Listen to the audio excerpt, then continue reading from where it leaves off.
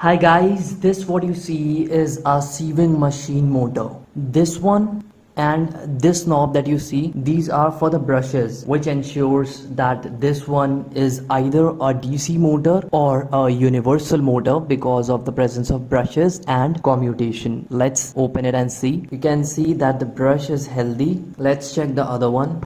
Hey, I forgot. If you are new to this channel, subscribe it now for awesome content and videos like these.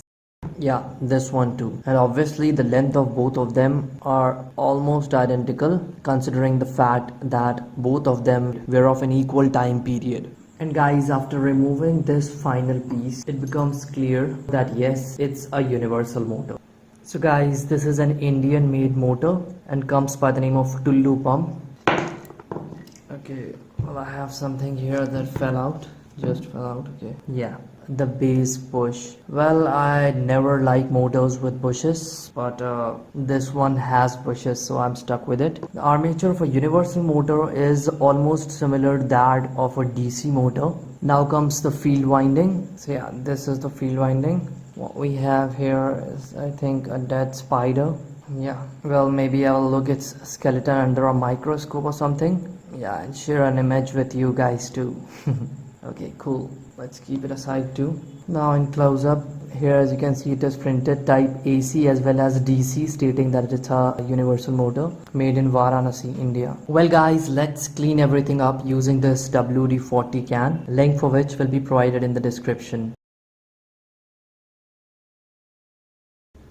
After placing everything back as it was before, let's check the motor if it is working or not. Now guys, I'm going to use this 60 volts DC power supply from an e-bike charger. As you can see that it is flashing 56 volts DC.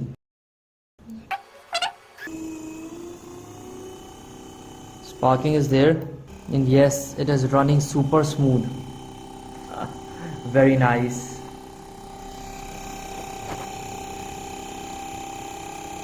Very smooth operation.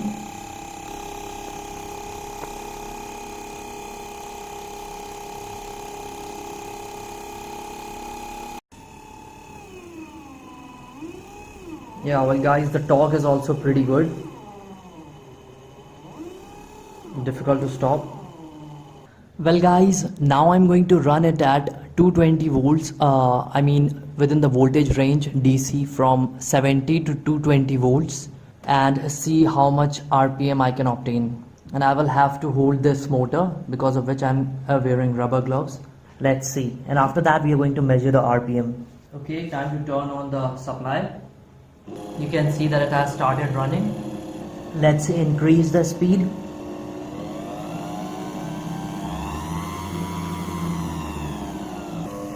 Increasing the speed.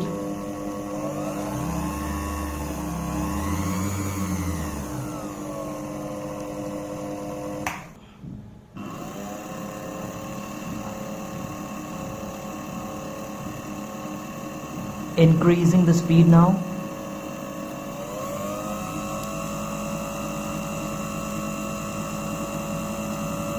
More.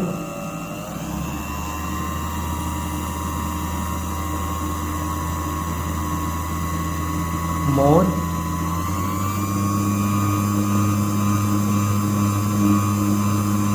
More.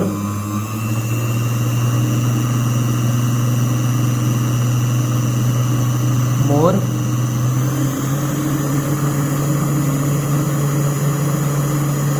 More.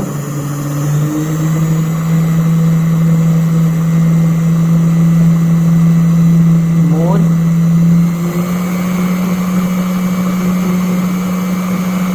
Reducing.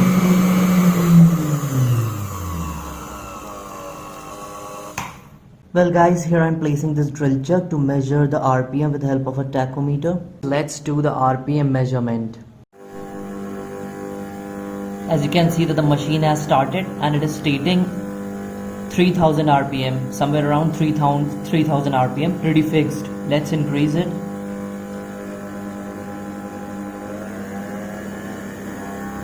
Well, we have easily achieved 4200 RPM. Let's go a little further.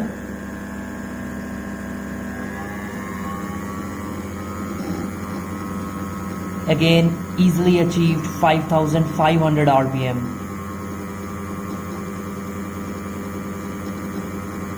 Okay.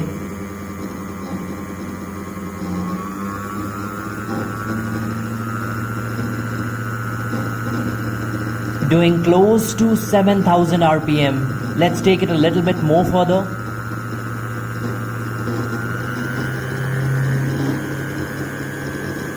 $8,000 RPM, more than 8,000, 8,300, more.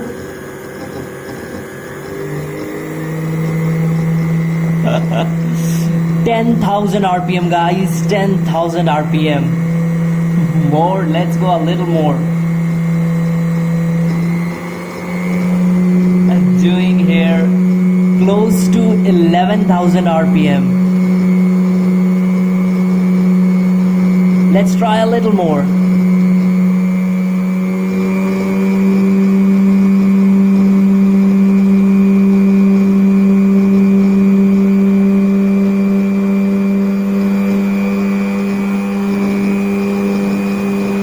Stopping it now.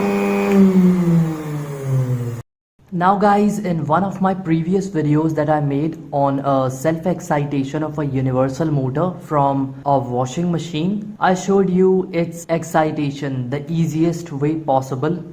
So for that, I'm going to use this 12 volts UPS battery. Next, what you have to do is run this motor with a DC source, not an AC but a DC source. Okay, you can see that it has started running. Initially, when it was running on AC, the residual magnetism was 0 because of changing magnetic poles. The pole which was initially north became south and then again north. But now that I've fed a DC source to it, the poles have a residual magnetism. Now using that residual magnetism, I am going to self-excite it without any external source. This is a bulb, you see, incandescent bulb. Okay, let's connect its terminals. Now let's turn the supply on and see if it gets self-excited. Okay.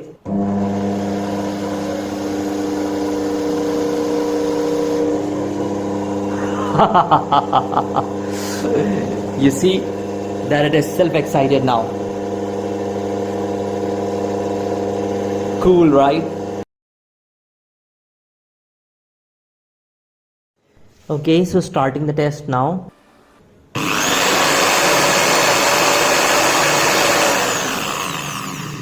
As you can see that the bulb is not glowing.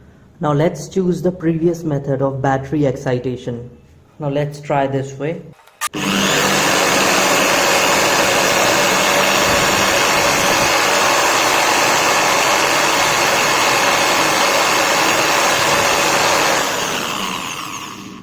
Still not working. Trying with two batteries in series, making it 7 volts. Battery has been connected. And guys, as you can see that the resistance of this motor is so high that this bulb is not even glowing a little bit. Well, this type of motor is super bad for generating electricity unless we force excite the field winding of the motor and get electricity from its armature or vice versa. This, what you see, is a 12 volts 55 watts car headlamp bulb. Okay, 12 volts 55 watts H3, and these two are from a 12 volts adapter.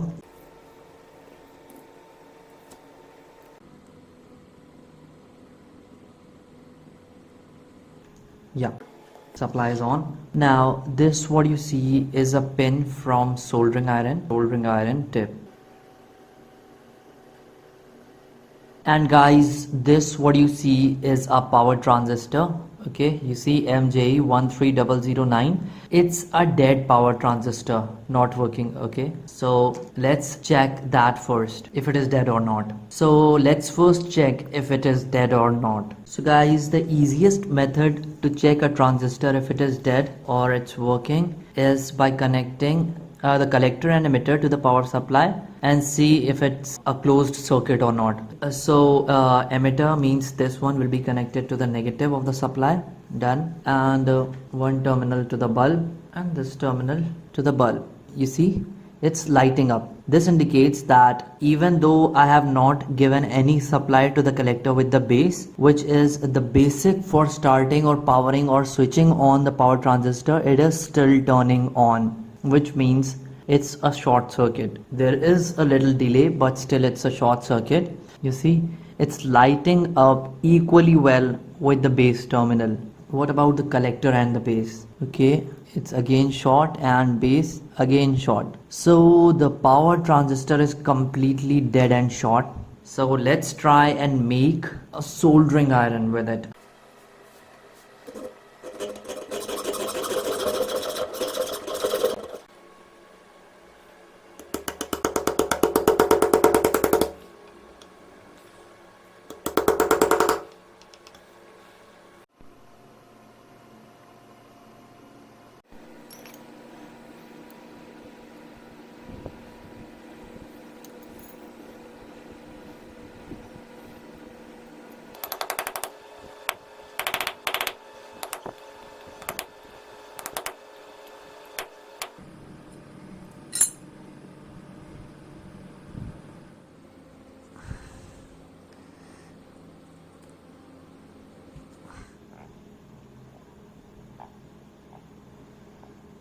Now guys, after inserting the soldering iron tip in the hole of the power transistor, we have to find out the maximum resistance terminals. Okay, so let's check the resistance between this and this. It's 21 ohms. Now base and emitter again 21, and collector and emitter, it is 0.6 ohms. So we have to go for the maximum, either go for collector and base or base and emitter.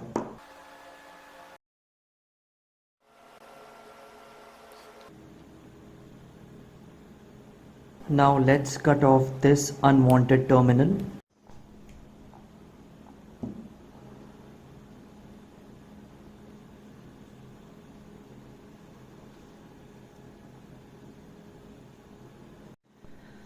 And now I'm going to do the temperature check on this soldering iron. Okay, temperature.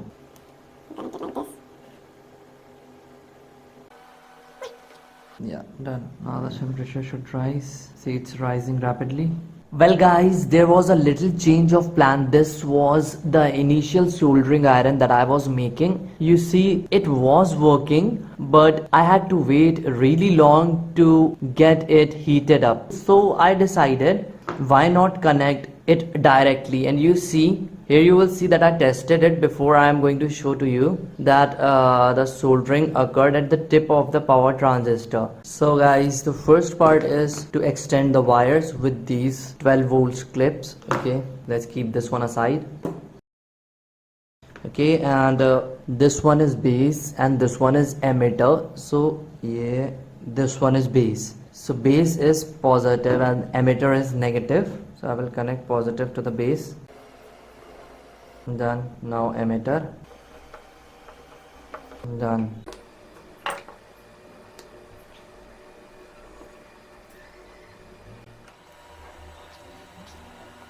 Yeah, and this is done. Red for positive and black for negative.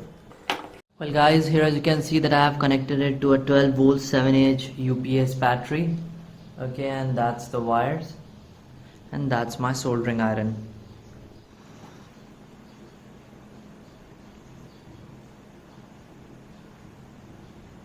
You see,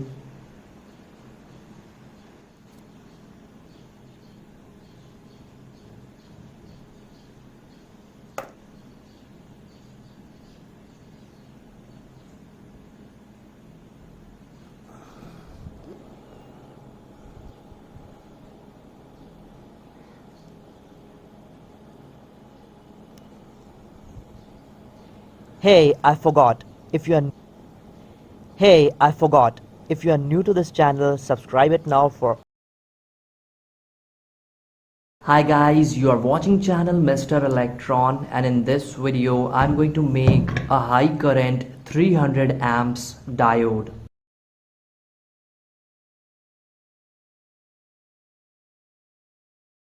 This can, of course, is a part of this project. Here as you can see that there are 50 diodes in this strip of MIC. with a single diode rating of 400 volts max and 6 amperes continuous maximum.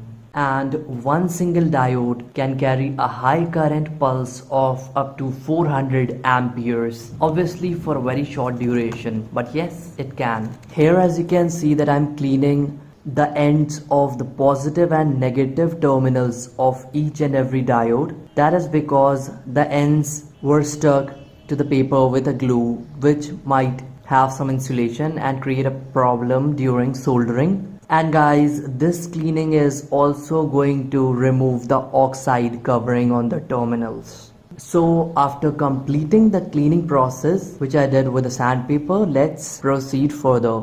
Now guys, here as you can see that I'm gluing the diodes together to create one set of 25 diodes, and in total I have 50 diodes. So there's going to be another set, a second set, which is also going to contain 25 diodes. So two sets with 25 diodes each, with the current carrying capability of each set being 150 amps and peak of 10,000 amps. Now comes the connection part.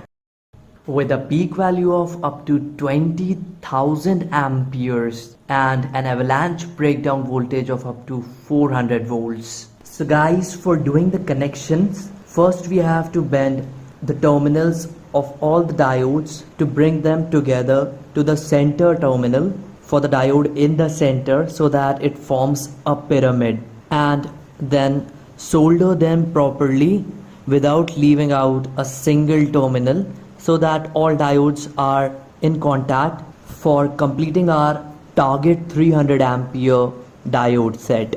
And guys, note that the pyramid side is the positive side of the diode for both the sets. So guys, here as you can see that the soldering part has completed. The positive terminals of all the diodes are under a short circuit. Now the negative part is left, and the wiring, of course, that is also left. So let's move on to that part.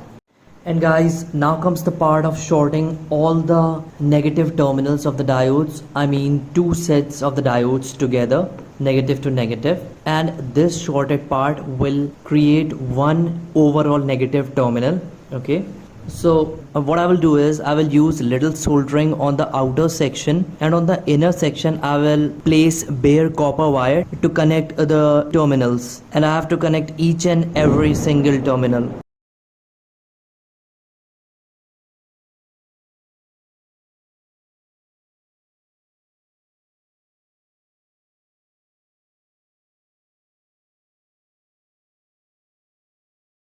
So guys, the soldering for all the diode terminals is fully complete except for the three terminals in the middle. You see the two in the middle, those two are not connected. Similarly, there is another piece. Now you can see that's the second.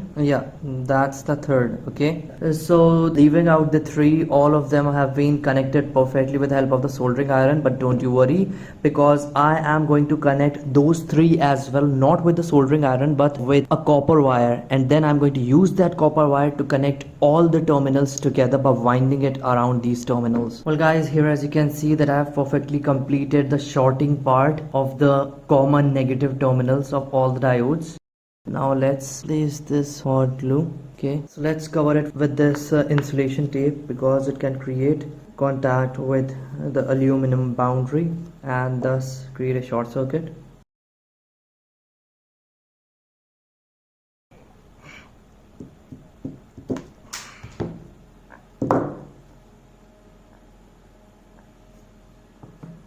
So guys, this terminal that you see is the final overall output negative terminal of this diode. Now I have to think about the positive, and this is one positive and this is the other positive, and they have to be joined together as one with this wire.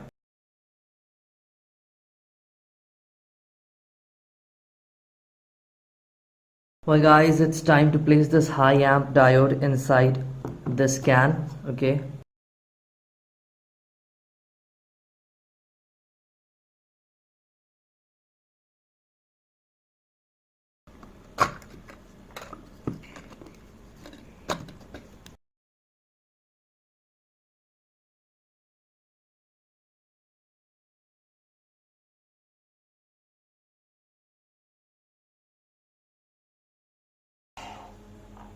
Well guys, here as you can see that I have covered this part with tape to protect any short circuit condition, because there is going to be high current which might even burn the can, and because it is aluminum. And this is the cap. I'm also going to place some insulated tape on this, on the sides of this. Okay, yeah, so the short circuit protection has been completed. All I have to do is place it in. Well guys, our high current diode is fully complete now. It's time for us to test it. So guys, first I'm going to check the forward bias voltage. Okay, well this multimeter can also check the diodes. You see the diode sign.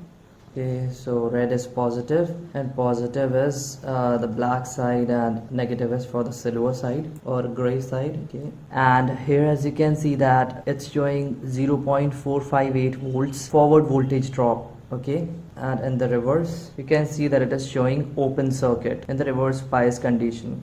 Okay, so guys, link for this product will be in the description if you want to buy it just in case. And guys, a few days back you saw me make this variable 24 volts power supply, 24 to 48 or 49 volts DC. So I'm going to test this high current diode with this power supply. So guys, this side of the diode is positive and this terminal from the power supply is also positive and red indicates positive. So let's connect it. Okay, positive terminal has been connected.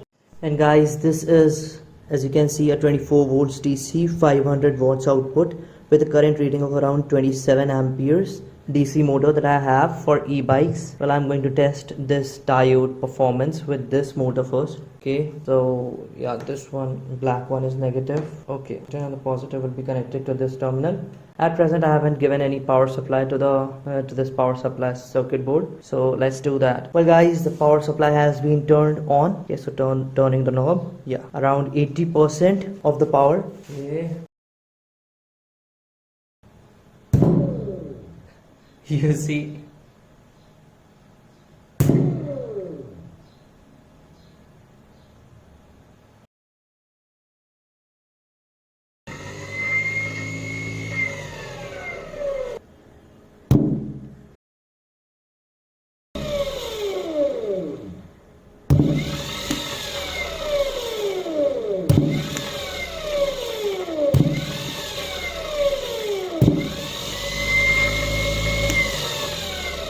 you see how great the power supply is working. Well guys, this is the forward bias voltage. Okay,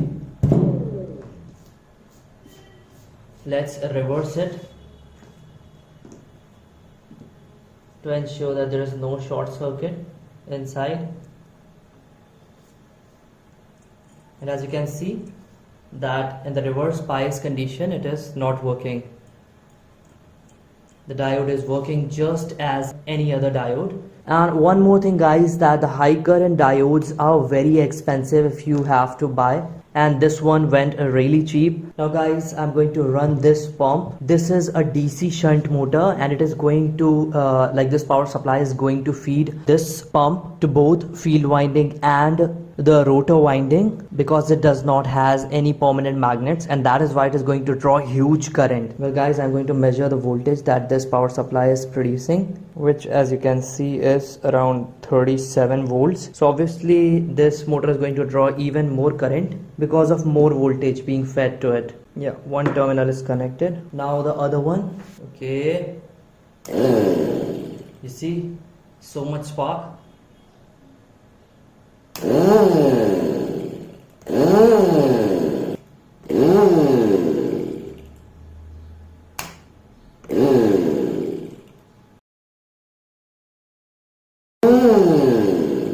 So the diode is working pretty good guys.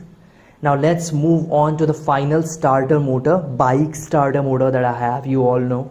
Okay, so that's the final before ending the video.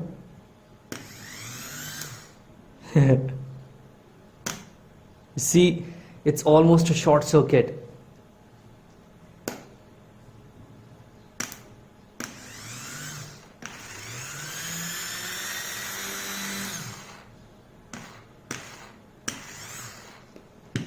So guys, yes indeed, this diode is working really good, and it is also super good if you want to use it in car alternators, because the car alternators generate huge current at less voltage, and this diode of course can withstand it.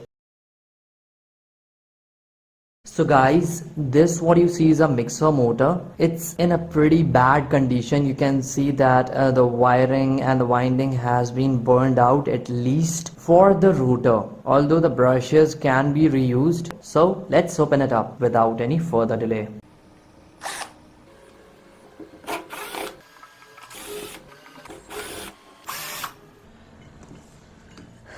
Yeah, this looks good. Can be put to some good use. Let's keep it aside. And so are these.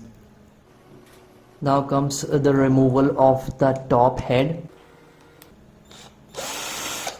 Done. Again done.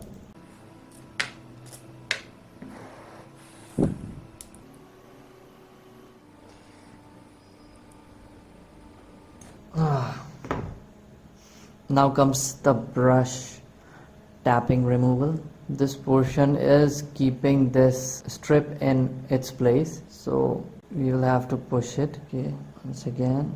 Yeah, got it out. And we have a full good condition brush that we can put to good use in some motor. So now we can remove the stator at least. And yeah, here we have a stator which seems like it's fine, but to be sure about it, we will have to put it to resistance check. That's the rotor, pretty bad condition.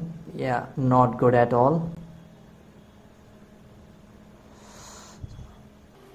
Well guys, I just forgot that I also needed this metal base from this, so obviously I will have to remove this cooling fan, and it is jammed pretty good. You see, completely rusted over here, and the legendary WD-40.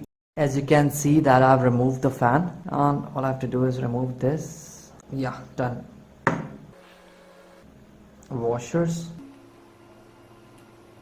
And the armature is now completely separate. So guys, finally it's time to do the resistance check for each of the two poles, and you see that this pole has 3 wires, so we will have to figure out the maximum resistance wires and then leave out the third wire. So first confirming the resistance with the pole with 2 wires. And what we have here is 2.1 ohms, so the resistance is quite low for so many turns. So but still, let's check for the other one. Okay, yeah, you see the resistance for this one is around 4 ohms. What about this? That is 6.3 ohms. What about these two? 3 ohms. So guys, the bad news is that I think there is some shorting in this winding because the pole resistances don't match, so there is going to be imbalance. But guys, I was lucky enough to find an identical core, identical in diameter, but it is much more powerful with thicker copper windings, you see, and it also has these pinouts for easy connection, which was not the case with this cheap one. And this was also lying around and it fits perfectly, so I thought why not use it. You see, this was for this piece, it fits perfectly here, and this piece fits perfectly here. Okay, perfect. And the only difference is the core thickness of 26.2 mm. Okay, 26.2 for that one. Now comes this one. This one is 20 mm.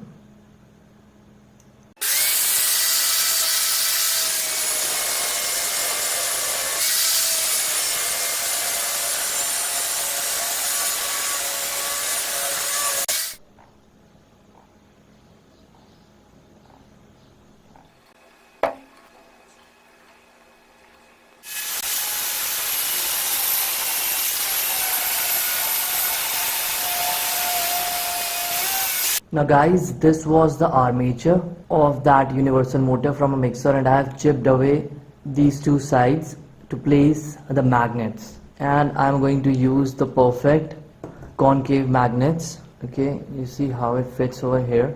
Yeah, and same for the other one, and it's something like this.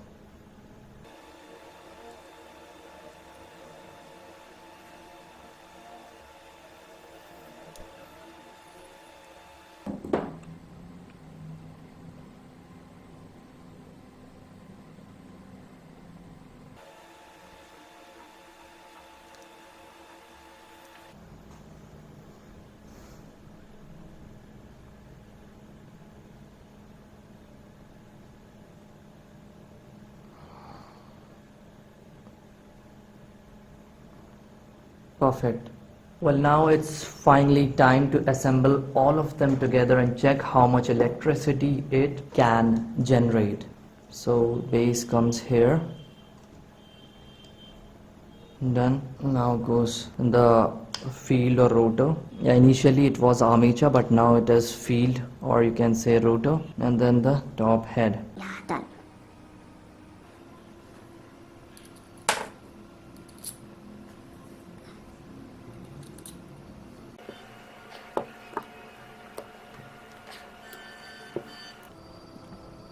Yeah.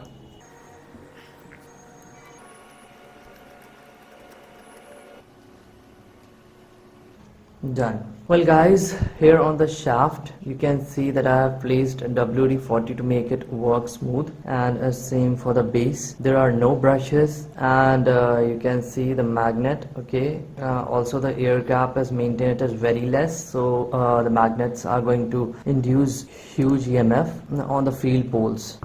So let's measure the voltage generated by one pole.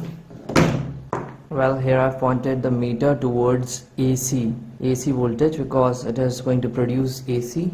You can see simple rotation and it is generating around 2.5 volts AC. 3.3, yeah, 3.5 volts for one single pole with hand rotation. Imagine guys, when I connect both the poles in series, then obviously the hand rotation voltage is going to go around 7 or 8 volts, and with rope rotation testing and if I run this motor with this drill machine and all, then obviously the voltage will easily reach around 12 volts. And also if you see the thickness of the copper winding, it is good enough to produce good current. So guys, today we are going to do the performance and generation power testing of this modified mixer motor to Dynamo. I have added this drill chuck at the back because it was moving up and down a lot, and also it is easier to rotate it like this with this chuck.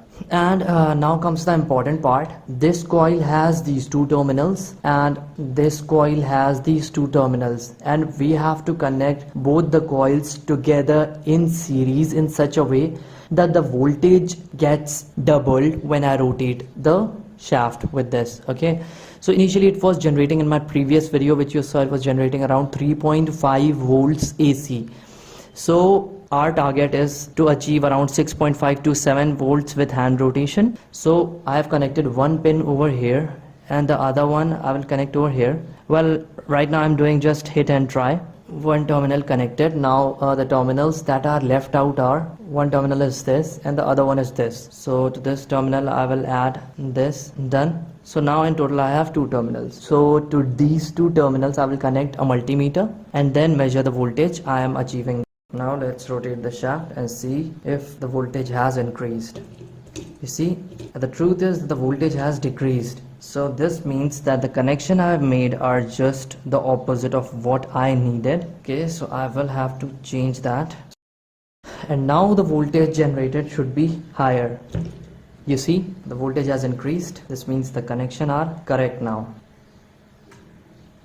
Simple rotation and easily 1.5 volts. Let's go a little higher. 6 volts. Whoa. And I think I will be doing the test with this drill machine. Okay, it's easier to do that, but before that let's connect this black tape on this wire. Okay,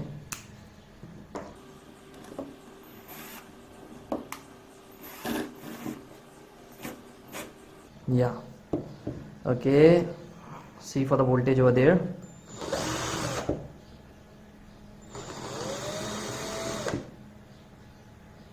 Why is it not measuring voltage beyond 7 volts?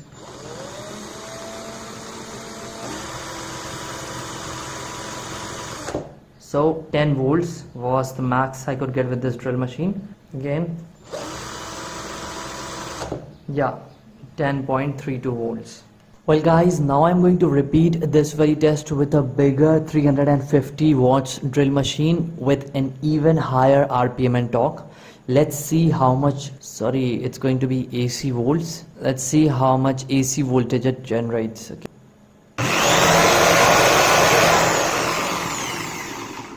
22 volts.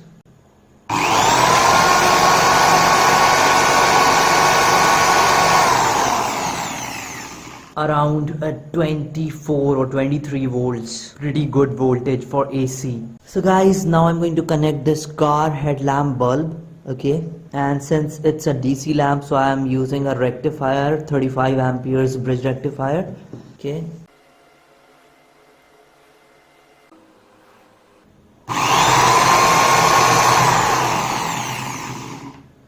Well, there is a lot of lighting in the room. Let's turn it off and then do this test again.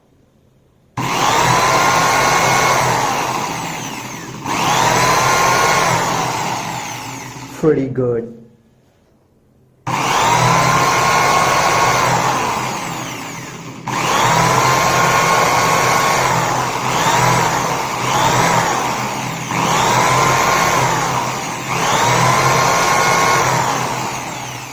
Although guys, the AC was not completely purified because I didn't add any additional condenser or capacitor to these two DC terminals to pure the DC line, because of which there was a lot of flickering in its operation. You see, a lot of flickering, which would not be the case if I had connected a capacitor. So let's do that and then check out the results. So guys, this is 7000 microfarad 40 volts DC capacitor. So I'm going to connect it to this and I hope for better output results. You see, the lighting is much more better. There is very less flickering now.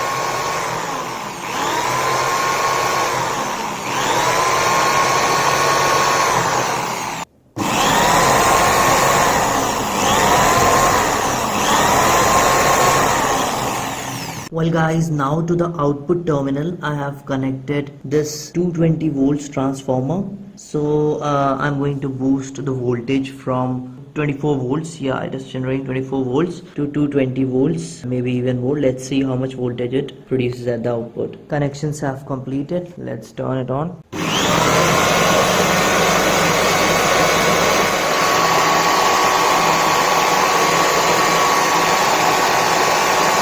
So as you saw that it is generating pretty good voltage and transforming it then to 256 or 260 volts, which is exactly what we get here in India in our AC sockets. Well guys, this one what you see is my cordless drill battery charger, okay? See, 48 volts, and I'm using this instead of a mobile phone charging demonstration because this one has this LED light indicator and it is two-way, red and green, so I can do good demonstration with it. And this is my 48 volts lithium ion battery pack that this charger is going to charge, okay?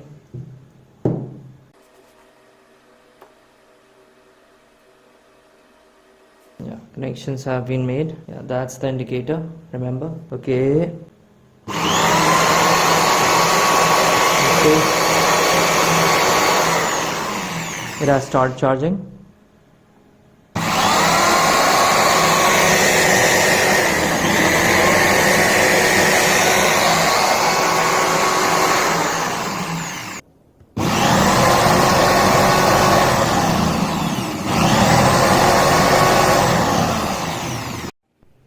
Well, the generator here, as you can see, is connected to the drill machine and to the transformer and to my night bulb, okay?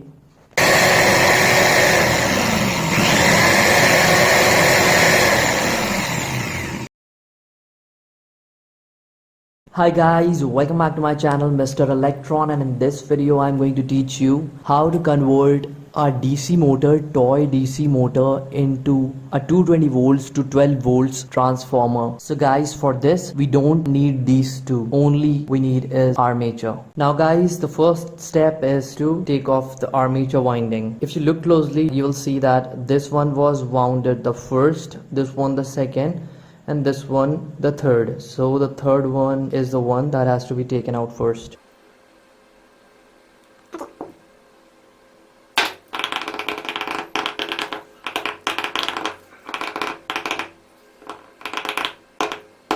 As you can see guys, the first one has been removed. Now comes the second one, which is this one.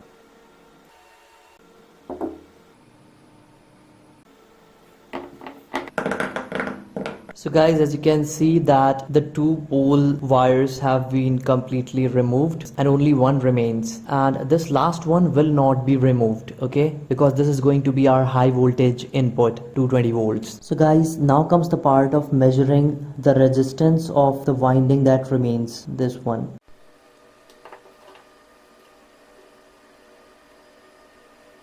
As we can see that the resistance is 12 ohms. Let's measure the thickness of the wires wound on this armature. It is 0.16, and here I'm going to use this one.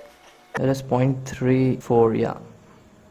Now guys, I actually do not know the number of turns given per pole, so I will have to calibrate the number of turns.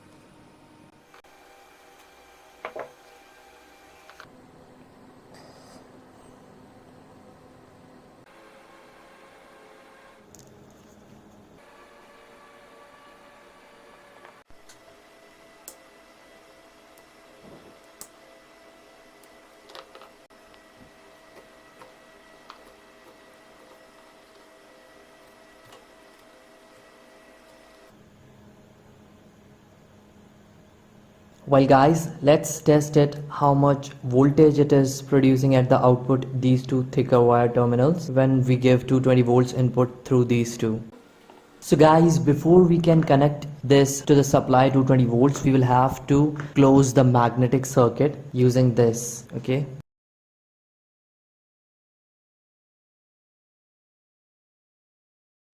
So this part is done. Now we can test it. So guys, the pins of the multimeter will be connected to the copper wires, which are the output wires in this case. At present, as you can see that it is displaying 0. Now the two white wires are the 220 volts high voltage winding wires, to which I will connect 220 volts supply. So let's do that and then check what happens. Okay, so guys, now I'm going to turn on the supply. You see that it is showing somewhere around 13.5 volts AC. Well, I actually hoped for 12 volts because when I'm going to connect a bridge rectifier, the voltage is going to shoot to somewhere around 18 or 19 volts. So guys, here I'm going to use this KBPC 3510 bridge rectifier. And this is the AC terminal, the yellow wires. So I will have to connect them to these two copper wires. The supply has been turned off. It was not showing any voltage because the project is very risky, and I would recommend you not to try it at home if you don't know much about electricity. It is super risky project. If there is a short circuit or if there is a insulation problem in the wires, then also there is going to be a lot of problem. So guys, here as you can see that this time I have pointed the meter towards a DC voltage measurement mode. Let's turn on the supply. At present it is showing 12.46. Here as you can see that I have a 50 volts capacitor, 5000 microfarad, that I'm going to use over here. As you can see guys, that the voltage has increased from 12 volts to 17 volts. That is exactly what happens when you connect a capacitor, because a capacitor does not charges at an average value but at the peak value of AC pulses. So guys, this is a 35 watts car headlamp bulb based on LED, SMD LED. So it is 35 watts. I'm going to try it with this. Works on 10 volts to 32 volts DC. Okay. Whoa. It is glowing pretty good. Oh, super bright. Nice. Well guys, now I've turned off the lights, my lab lights. Let's see how it performs now. You see, super bright. Cool, right? Let's test this DC motor. Now this is a high current type of DC motor, not a low current type. You can see the thickness of the winding used here. Okay, it's from a vacuum cleaner, car vacuum cleaner. Well, there is a possibility that this might not be able to run it. Anyways. Whoa.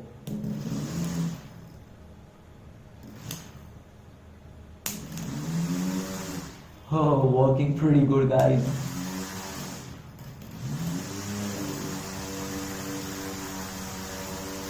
Cool, right? Nice. Some charge must still be left in the capacitor. You can see one terminal has been removed. See? Well, guys, you see what has happened? Well, the project was successful until now, when in some time this happened and this entire thing just got destroyed. Maybe there was a little bit heating issue or whatnot. Something melted over here and rolled over this and it reached at this point. Yeah, well, that's a disaster pretty good. So now you can see how dangerous this project was. And guys, when I looked closely over here, I found this copper ball. Okay, maybe a little piece got melted and it came over here rolling and rolling. You see, and this is what it did. And look at its tracks, how it bounced evenly from one point to the other and then created its path like this and finally came over here. So guys, that's all for today's video. I hope you enjoyed it. Don't forget to subscribe my channel and hit that bell icon. And I also have a Hindi channel if you are interested in. Link will be in the description. और दोस्तों, मेरा एक Hindi channel भी है इन्हीं सब video से related. Link description में दिया है, आप जाकर देख सकते हैं.